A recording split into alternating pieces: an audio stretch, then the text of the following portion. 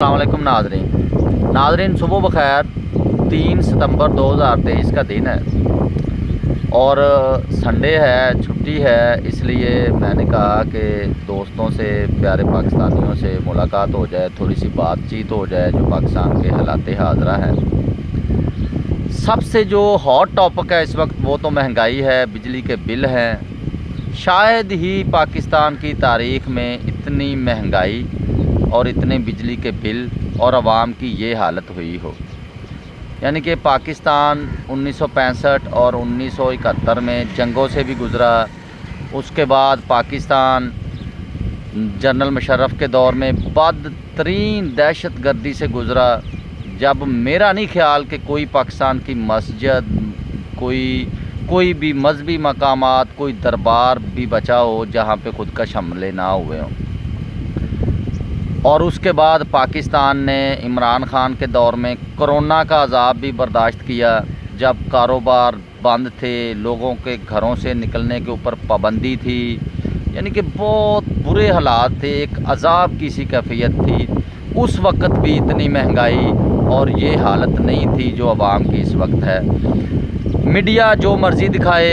मेरे कल एक नोटिस नज़रों से गुज़रा है जिसके ऊपर मीडिया को ये बात कही गई है कि इस तरह का आपने दिखाना है, इस तरह का एहतजाज नहीं दिखाना, यानी कि कुछ जलाओ गिराओ नहीं दिखाना जो महंगाई के ख़िलाफ़ आजकल एहतजाज हो रहा है।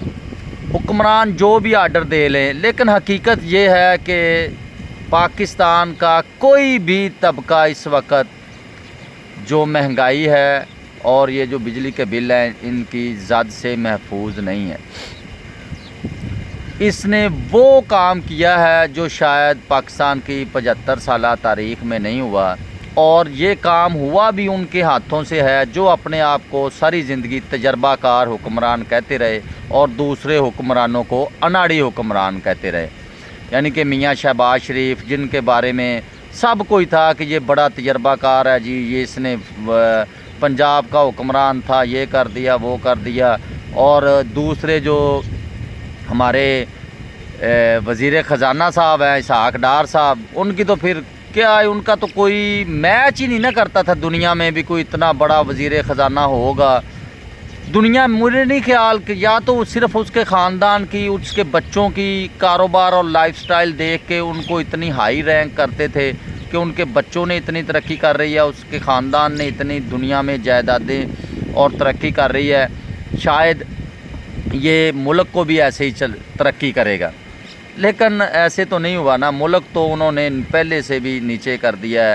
यानी कि पीटीआई की हुकूमत में, इमरान खान की हुकूमत में कम अज़ कम आवाम को ये नहीं होता था कि यार बिजली का बिल आने वाला, अब क्या करना है। बिजली के बिल और पेट्रोल की जो कीमतें थी, डीज़ल की, गैस के बिल, ये आवाम के ऊपर बड़ा ही असर डालते हैं। अब तो आप यकीन करें कि जो 200-400-500 रुपये पानी का बिल आता था वो भी 2-2 हज़ार 2500 रुपये आ रहा है। यानी कि आवाम इतने बिल अफोर्ड इन पाकिस्तान जैसे मुल्क में कर ही नहीं सकती।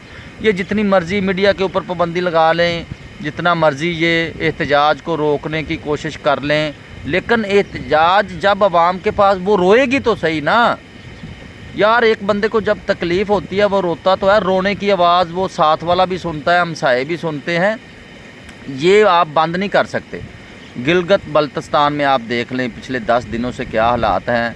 यकीन करें, ये जो अगस्त सितंबर का दिन था, ये वो दिन था जब गिलगित बल्तिस्तान में लोग, पंजाब के सारे लोग उधर जाते थे, सैरो सियाहत करने के लिए जाते थे। अब वहाँ ये हाल है कि अवाम सड़कों के ऊपर है, कर्फ्यू लगा हुआ है, इतने हालात बुरे हैं कि वहाँ की हुकूमत ने फ़ौज को तलब कर लिया है। आगे आप ख़ुद अंदाज़ा लगा लें, दूसरे मुल्क बरतानिया, अमेरिका, उन्होंने अपने शहरियों को गिलगित बल्तिस्तान जाने से रोक दिया है।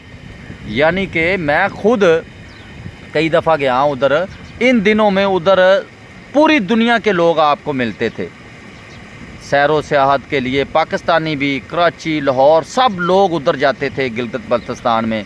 लेकिन आज हालात उधर ये है कि उधर के जो गिलगित बल्तिस्तान की आवाम है वो भी घरों में मैसूर है, कर्फ्यू लगे हुए हैं। कब तक हम ये कर्फ्यू के साथ, हम तो कर्फ्यू की मुखालफत करते थे, हम کرفیو کی جب یہ ہمارا دشمن ہندوستان مقبوضہ کشمیر میں کارروائیاں کرتا تھا، کرفیو لگاتا تھا، ان بیچاروں کو احتجاج نہیں کرنے دیتا تھا کشمیریوں کو، ہم ان کی مخالفت کرتے تھے۔ اب ہم وہی کام پاکستان میں کس منہ سے کر رہے ہیں؟ یہ پاکستان کے لیے بالکل بھی اچھا نہیں ہو رہا۔ حکومت کو چاہیے کہ یہ سوچے۔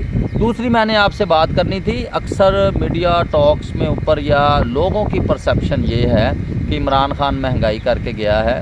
چلو ان کی بات مان لیتے ہیں، عمران خان معاہدہ کر کے گیا، یہ بھی چلو ایک منٹ کے لیے فرضی طور پر مان لیتے ہیں۔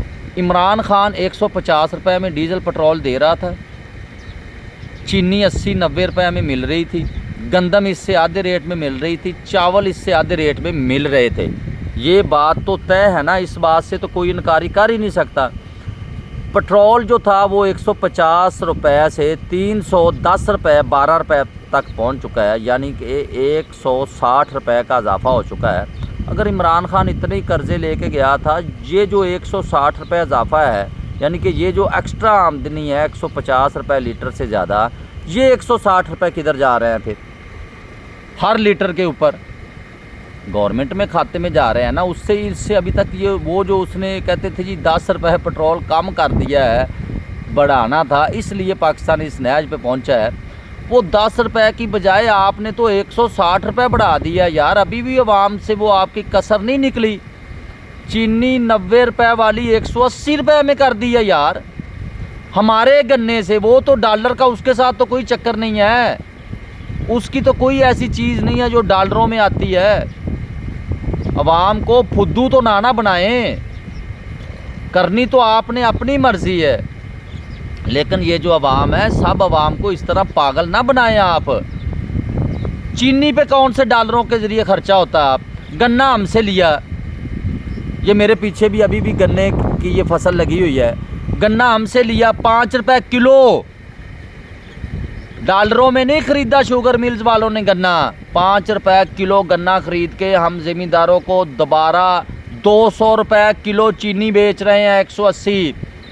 میں نے میرا ویلاگ اسی یوٹیوب چینل کے اوپر پڑا ہوا ہے، وہ جس میں میں نے ڈالروں کی بات کی تھی، اس کے اینڈ پہ میں آپ کو ادھر مینشن کروں گا، وہ آپ نے میرا ویلاگ دیکھنا ہے۔ فروری میں نے بتایا تھا کہ اگست ستمبر میں پاکستان میں چینی نایاب ہو جائے گی، ملے گی نہیں۔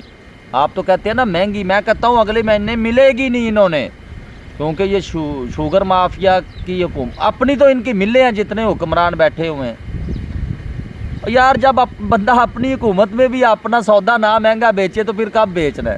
آپ خود بتائیں کہ شوگر مل جہانگیر ترین، آصف زرداری، میاں شہباز شریف، میاں نواز شریف، میاں حمزہ، ان کی تو شوگر ملیں ہیں۔ ذکا اشرف پی سی بی کا جو چیئرمین ہے، ان کی تو شوگر ملیں ہیں۔ اگر انہوں نے اپنی حکومت میں ہی اپنا سودا منافع سے یا اس طرح 10 گنا 100 گنا منافع سے نہیں بیچنا تو پھر کب بیچنا ہے؟ عمران خان تو ان کو تھوڑی بیچنے دے گا۔ وہ تو 230-40 روپے ریٹ گنے کا مقرر کرتا تھا اور چینی 80-90 روپے۔ اب انہوں نے گنا بھی سستا کر دیا ہے، 240-50 کی بجائے یہ گنا خریدتے ہیں 200 روپے میں، اور یہ چینی 200 روپے میں من، اور چینی بیچتے ہیں 200 روپے کی 1 کلو۔ یار یہ حالت ہے۔ یہ پھر کہتے ہیں جی ڈالر کی وجہ سے مہنگائی، ڈالر کی وجہ سے مہنگائی نہیں ہوئی، یہ آپ کی گورننس کی وجہ سے مہنگائی ہوئی ہے۔ جب میں آپ کو یوریا کھاد، ہماری تو ضرورت ہے نا، ہم تو جاتے ہیں روز، ہم تو کاشتکار ہیں نا، کمینہ میں کون سا کوئی کاشتکار بیٹھا ہوا ہے؟ یا یہ جو اپنے حکومتیں چلاتے ہیں ان میں کون سا کوئی کاشتکار بیٹھا ہوا ہے یار؟ مجھے بتائیں۔ 2500 یا 2600 روپے اوپر ریٹ لکھا ہوتا ہے یوریا کے، وہ بھی مائنر سا، بالکل پیچھے بریک سا اتنا سا لکھتے ہیں۔ اب وہ بھی عمران خان نے شروع کیا تھا، ورنہ ریٹ لکھتے ہی نہیں ہیں، وہ بھی 1-2 کمپنیاں لکھتی ہیں، اور جن کے مالکان تھوڑے سے تگڑے ہیں وہ تو لکھتے ہی نہیں ہیں۔ 2500-2600 روپے یوریا کا ریٹ لکھتے ہیں اور ہمیں مل رہی ہے 4000 روپے میں، وہ بھی سفارشوں کے ساتھ 12500 13000 میں یہ ڈی اے پی مل رہی ہے۔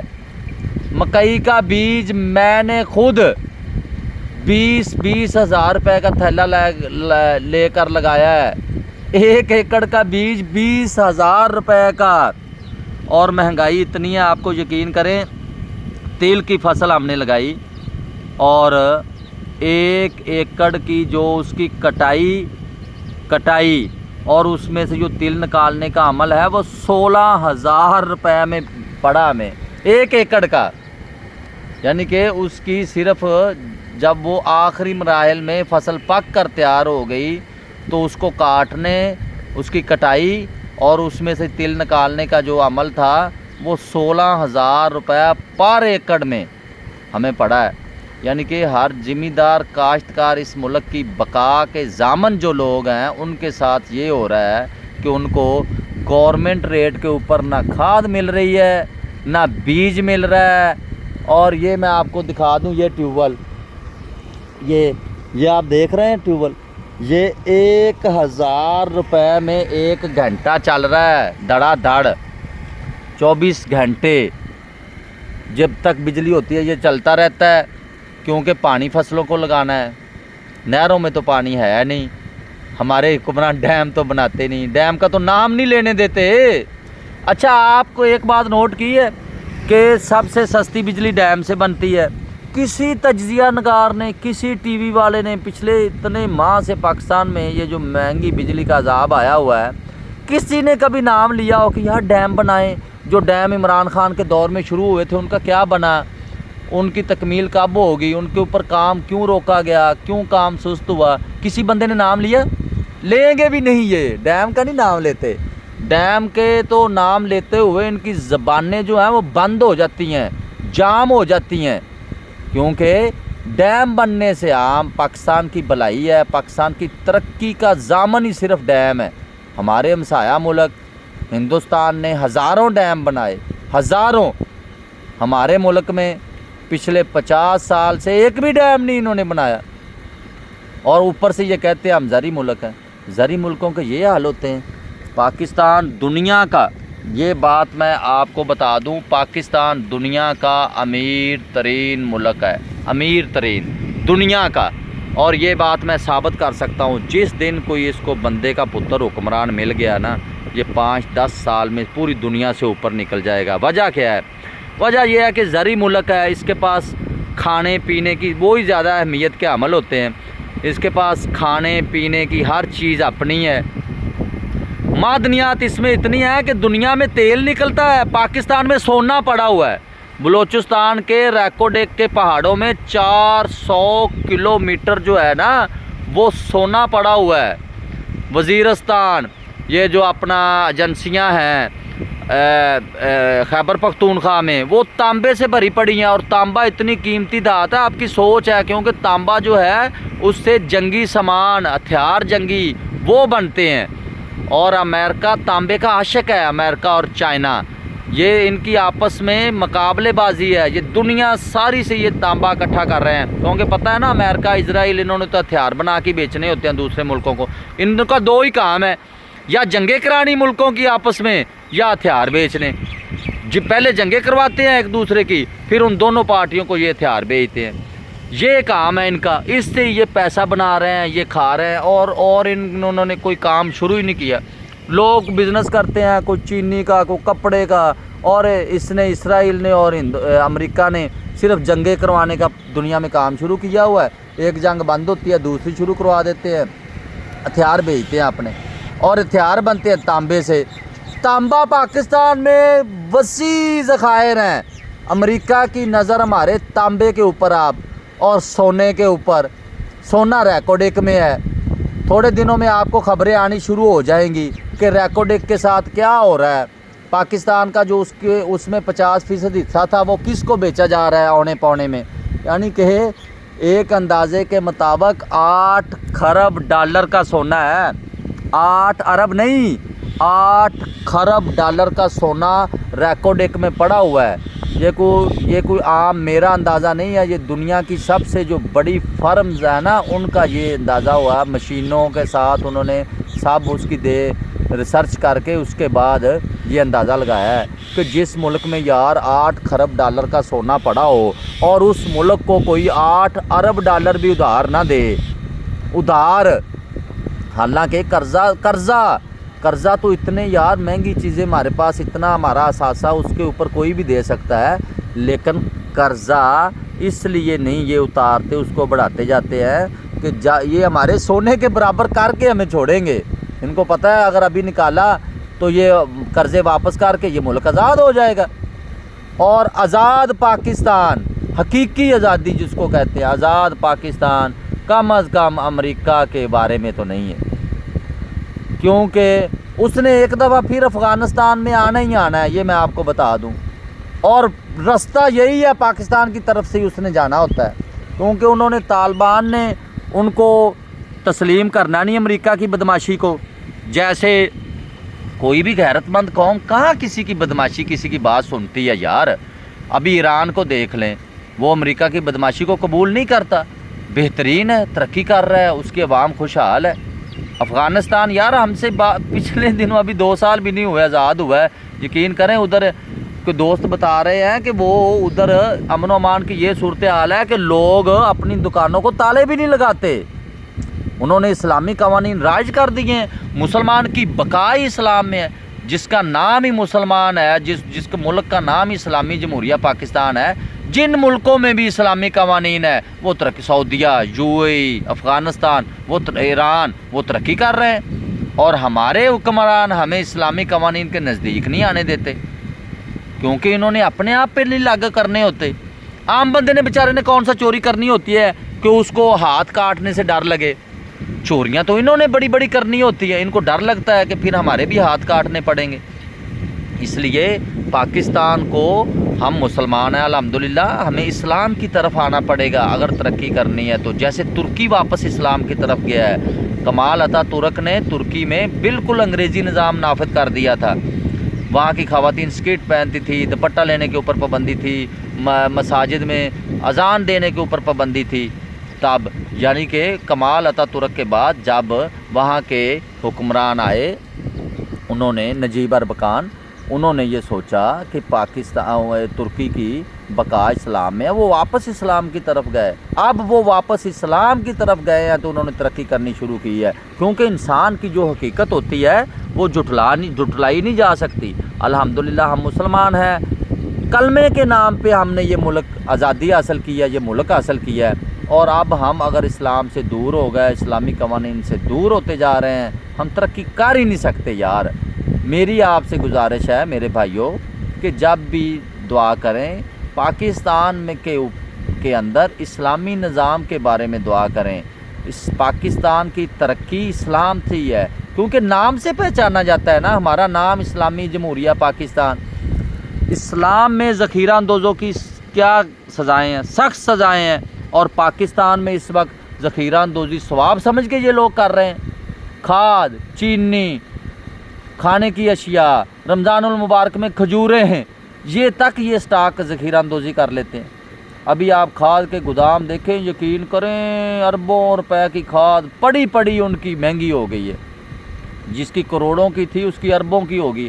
یار آپ خود اندازہ لگائیں کہ ایک 2500 روپے والی بوری جو ہے یوریا کی، وہ 4000 روپے میں بیچ رہے ہیں، یعنی کہ ایک بوری کے اوپر 1500 روپے منافع کما رہے ہیں، اور لاکھوں بوریاں، کروڑوں بوریاں پاکستان میں روزانہ استعمال ہوتی ہیں، اور ایک بھی ایسی نہیں ہے جو گورنمنٹ ریٹ پہ یہ بیچے، اور عوام جو ہے وہ بس آپ کو پتہ ہی ہے، ان کو پتہ ہی نہیں، عوام بیچاری پس رہی ہے، حکومت کو کوئی اندازہ ہی نہیں ہے یار کہ ہو کیا رہا ہے۔ حکومت ہماری نگران حکومت، وہ آئی تو الیکشن کروانے ہیں، کبھی اس کی وزیر، کسی مشیر، کسی وزیر اعظم سے آپ نے الیکشن کا نام سنا ہے؟ وہ کہتے ہیں جی ہم نے تو نہیں الیکشن کرانے، وہ تو الیکشن کمیشن کا کام ہے بس۔ اور یار نگران حکومتیں الیکشن کرواتی ہیں، نگران حکومت 24 گھنٹے کام ہی یہی ہوتا ہے کہ الیکشن کرتے رہتے ہیں، لیکن ہماری کیسی ماشاءاللہ نگران حکومتیں ہیں کہ وہ بالکل الیکشن کا نام ہی نہیں لے رہی کہ پتہ نہیں کب کرانے ہیں کب نہیں۔ یار زید المیعاد حکومتیں صوبوں کے اوپر بیٹھی ہوئی ہیں، پنجاب میں اور خیبر پختونخوا میں 90 دن کے لیے آئی تھی، اب تو 9 ماہ ہو گئے ان کو، کوئی پرواہ نہیں ہے کسی کو۔ آئین کو کیا ہو رہا ہے، قانون کو، جس ملک کی میں آئین کے اوپر ہی عمل درآمد نہ ہو اس میں برکت کیسے آ سکتی ہے؟ آپ خود بتائیں، بے برکتی ہوگی نا۔ عوام دن رات بیچاری محنت مزدوریاں کر رہی ہے، برکت نہیں آ رہی۔ وجہ یہ ہے کہ ہم نہ قانون کے اوپر عمل درآمد کرواتے ہیں، نہ کرتے ہیں، اور نہ آئین کے اوپر عمل درآمد کرواتے ہیں، نہ کرتے ہیں یہ۔ اور جھوٹے پرچے، توبہ یا اللہ توبہ، آپ دے جھوٹے پرچوں کا اندازہ، توبہ یا اللہ توبہ۔ اور اس کی جو بے برکتی ہے، یہ ملک کبھی آگے کیسے جائے گا؟ او یار کوئی تو ایسا حکمران ہمارے نصیب میں آ جائے، 70 سال ہو گئے ہیں، جو کم از کم یہ جھوٹے پرچے تو ختم کر دے یار۔ بندہ اعتکاف میں بیٹھا ہوتا ہے، تھانے میں اس کے اوپر چوری کا پرچہ، بکری چوری کا پرچہ ہوا ہوتا ہے یار۔ یہ ہماری کیا کریں اب، کیا روئیں پیارے پاکستانیوں آپ کے پاس۔ لیکن یار آپ دعا کریں کہ پاکستان کو اللہ تعالیٰ کو ایسا حکمران نصیب کرے جو پاکستان کا سوچے، جو عوام کا سوچے، اپنا نہ سوچے، اپنے خاندان کا نہ سوچے۔ شکریہ۔